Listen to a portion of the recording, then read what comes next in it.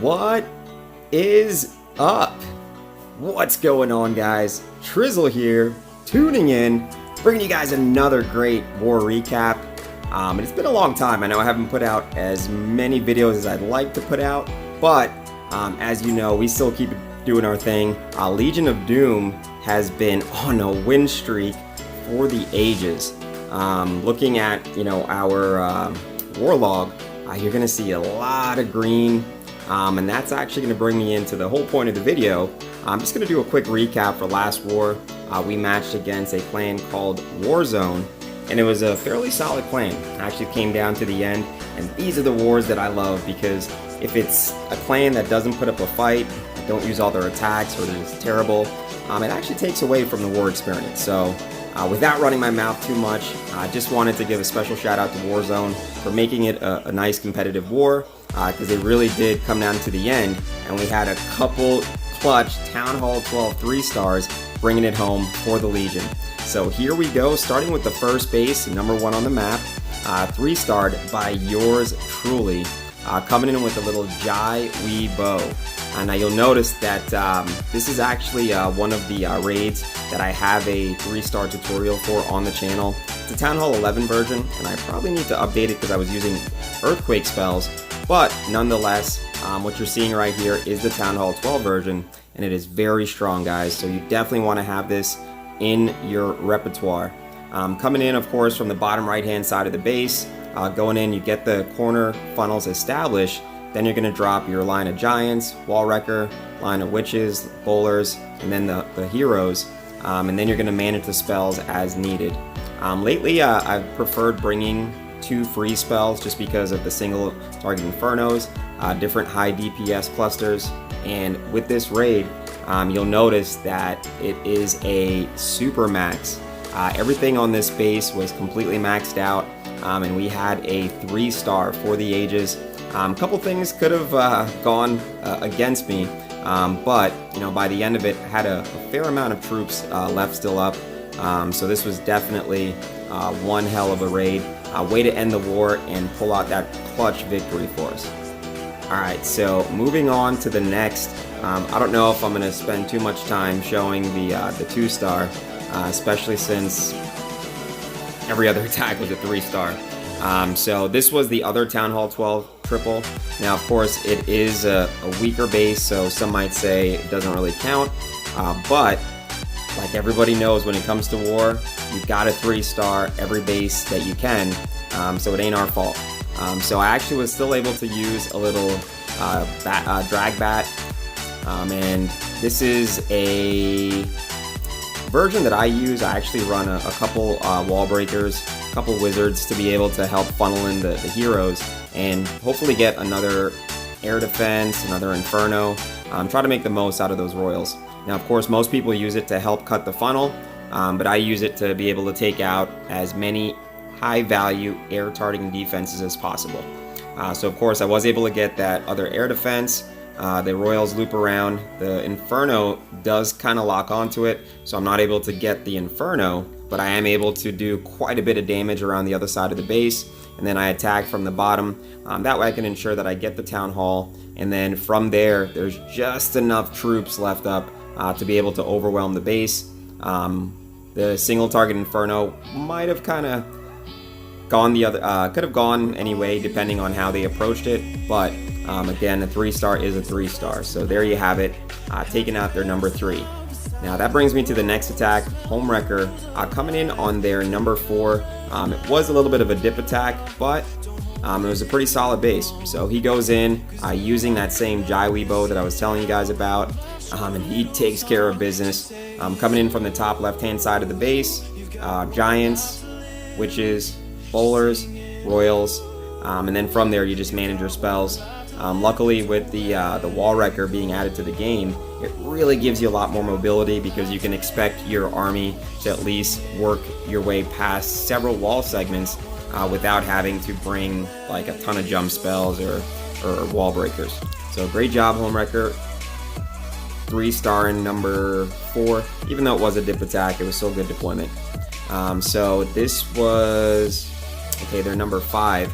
And obviously this is where the map started to venture into the Town Hall 10s, but this is actually a Town Hall,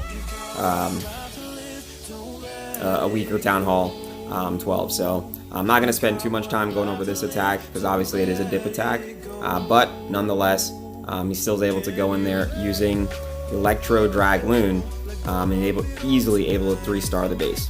So great job. And that brings us to the next attack, which was my second account going against their number 6 Town Hall 10. Now this was an 11v10, so I'm probably not going to spend a ton of time, but just to showcase the 3 stars, I definitely wanted to make sure I didn't leave it out. So using the Drag Bat, able to take out the Inferno, air defense, using the Royals to swerve help finish cutting the funnel, and then also try to take out another air defense. And then adjacent to the Royals, I come in with the Dragons, so that way they don't circle the base. So there you have it. Town Hall 11 Drag Bat easily can take out just about any Town Hall 10 that you'll ever find in War or in multiplayer. So not going to spend too much time on it, but had to show it. So next attack is very similar. It is actually another Town Hall 10 11v10 triple, but ended up going in with just a standard El Chapo, hashtag El Drago, which of course is Electro Dragloon. Now I do use my heroes with the Wall Wrecker in a kill squad fashion. That way I can get in there, take out as much as I can. Typically I'm going for at least a couple air defense, an Inferno if possible, but it's all about making sure you prime the base for the ground attack. So when you come in with your Dragons, they don't have to do as much work in getting through those air defenses and Infernos, and of course Expos as well. So easily Rex face on this base and pull out a swag 3-star. Almost too easy. So next we have a pretty sexy 3-star from our boy Mike W, coming in on their number 8, hashtag who's your daddy and what does he do? And he comes in with that, looks like a little it's going to be Bo Go Ho Town Hall 10 version. Of course, rocking the golems, about 22 hogs, a few bowlers to be able to take out the core, and then oddly enough, he didn't have a wall wrecker. Wasn't sure what was. Oh, there it is. He switched it the last second. I was like, wait a minute, wait 1 minute. So it goes in, wall wrecker, everything coming in from the top left-hand side. The Inferno ends up popping the wall wrecker before it can access the core, but he uses that jump spell to be able to get in there, takes out the Infernos, and then adjacent to the kill squad, in come those hogs. And this is basically, it would have been a swag heal attack, but just to ensure that we get the triple, it is pretty much a max Town Hall 10, so you don't want to take any chances trying to be I guess a flexer posing and then end up failing and then feeling like an idiot. Alright, so great job, Mike. And here we've got Mark Castro. Just recently made the jump to Town Hall 11, but still basically rocking the Town Hall 10 troops. Of course, he is able to have a little bit of an advantage. Level 1 Warden, which is basically nothing, but you gotta start somewhere. So it goes in from the bottom right-hand side of the space, easily wrecks it. Of course, with the additional camp space, he has his heroes are a little bit behind. I don't typically prefer having anybody, but you know what am I talking about? I apologize, now I sound like an idiot. Sorry about that, guys. He just made the jump to 11, so of course his heroes aren't level 50 yet. You've got to start at 40 though, so don't make that jump to Town Hall 11 unless your heroes are level 40 at Town Hall 10. So here we've got Fat Boy Mike, which is Mike's one of his other Town Hall 10s. Not quite as developed as his main Town Hall 10, but very solid nonetheless. Queen is at 37, King is at 35, and most of the troops are already at a Town Hall 10 level. So it goes in using basically the same. It's Bo Go Ho coming in from the top left with the kill squad, and then once you get your objectives, you're then going to bring in the hogs adjacent to that kill squad as they circle the base, save a couple wizards for the cleanup, and then rinse, wash, repeat. hang back, and collect your 3-star. So great job, Mike. He is a technician with hogs. Been trying to get him to learn a few other raids, but he still does an awesome job. I really appreciate having him on the clan. And here is his wife's account, Justine, and of course, since he's a little bit partial to using hogs, you'll see a lot of Bogo Ho coming in with a Town Hall 9 v Town Hall 9. I completely forgot. He made the jump to Town Hall 10. Pretty early though, I think it was only a week ago. So only thing that I see is, level 32 Queen, but everything else, is still Town Hall 9 level. Nonetheless, he's able to get in there, really penetrate the base. And when you're talking about Town Hall 9, we all know that a great attacker can beat any Town Hall 9 as a Town Hall 9. So once you start venturing into Town Hall 10 territory, it kind of becomes a foregone conclusion. In any event, he wrecks face, takes the base out, and when it's all said and done, one of the raids that was responsible for us pulling out this war. So great job, Mike, via Justine. I don't know if she did the attack or you did, but still pulls out the 3-star. Now, it did get a little bit dicey, but that's because he still has Town Hall 9 troops, but 3 stars are 3 stars, they say. Alright, so great job, and on to the next. That's going to bring us to my Town Hall 9 account, Minerva, going in on their number 12 Town Hall 9, and just using a little tried but true Witch Slap. This is a raid that you can use on pretty much 90% of all war bases you'll encounter. Definitely make sure you guys spend the time learning this raid, because it is one of those raids that once your heroes are high enough, again, any base that about 90% of bases that you'll encounter will crumble. But you got to make sure that you upgrade the army, obviously, but more importantly, get your royals. The sweet spot is actually level 25 to level 30. You can 3-star bases starting at level 20, but if you're talking about super max bases, especially with max heroes for Town Hall 9, you're going to struggle. Alright, so here we've got my new Town Hall 9. I would really call it an 8.5 because no expos as of yet. As you see, I had to use a hero potion and the power potion, but when we look at it, we're talking about level 20 king, level 15 queen taking out a max base, and their royals aren't so light. Level 30 queen, level 25 king. So this was definitely a solid raid. Taking a page out of Mike W's book, coming in, but this was actually a stone Bogo Ho. So that's going to denote 3 golems coming in with your wizard to set up the funnel, followed by those royals, and then in drops the CC with full of bowlers.